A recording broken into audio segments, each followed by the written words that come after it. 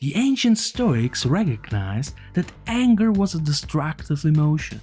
We may feel good for the brief moment when we express anger, but most of us don't like being angry, and we generally don't like being around people who are angry. Anger almost always makes things worse, not better. Anger and rage are among the most difficult emotions to control because they overwhelm us so quickly and demand all of our attention.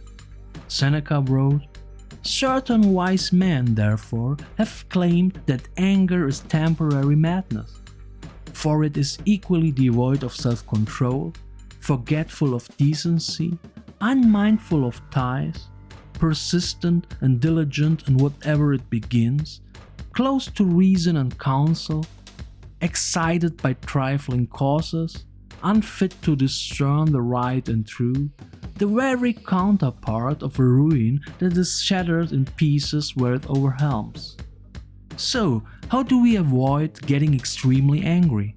In this video, you will learn 3 ways to better deal with anger and how we can free ourselves from some of its power.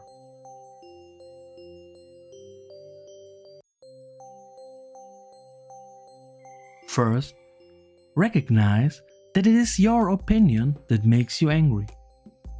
This is one of the most basic principles and psychological strategies of Stoicism.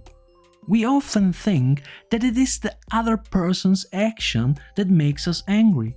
However, it is actually our own opinion of their actions. Suppose someone calls you an idiot. Instead of getting angry, you can simply ignore that statement. After all, it's his or her opinion. I'm not an idiot because he or she only thinks I am. If he or she thinks I'm a horse, I won't be a horse and I won't be upset about it. Why should I be upset if a person thinks I'm an idiot? We can get rid of our anger and resentment by simply changing our minds about things. So it's worth questioning whether we give too much importance to things that are outside our direct control.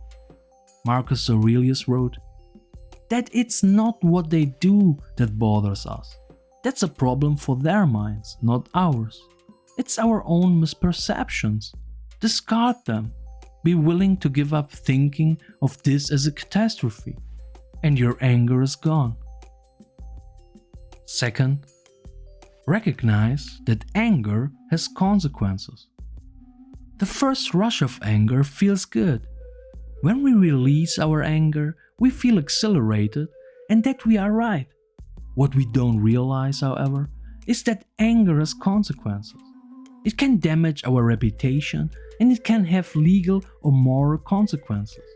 Before we express our anger, we should take a moment to understand the consequences of an outburst of anger. We should recall incidents where we have reacted with anger in the past.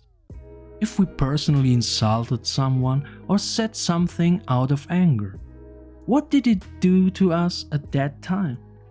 Did it possibly worsen the relationship with that person as a result? Did it ruin a vacation, a dinner, or a friendship? When we give free rein to anger, our mind says goodbye and we are very likely to do things that we will later regret. If we are clear about the consequences, we are less likely to give in to anger. Third, recognize that your anger hurts you more than what made you angry. Anger distorts our facial expressions. The Stoics say it looks ugly and unnatural. However, it also distorts our minds by clouding our ability to reason. Anger is temporary madness, Seneca said. Other people's actions harm only external things such as our possessions, our reputations, or perhaps our physical bodies. But our own anger, according to the Stoics, actually goes deeper, hurting our moral character. We can often weaken the hold that anger has on us just by thinking about what it costs us, namely the negative consequences of indulging in it. Anger increases the damage we have suffered much more than the act that made us angry.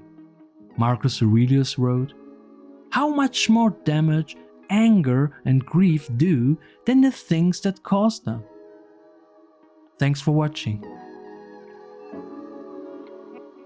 If you liked the video, subscribe to the channel, and more importantly, share the video with someone who can benefit from this content. Thank you and stay inspired.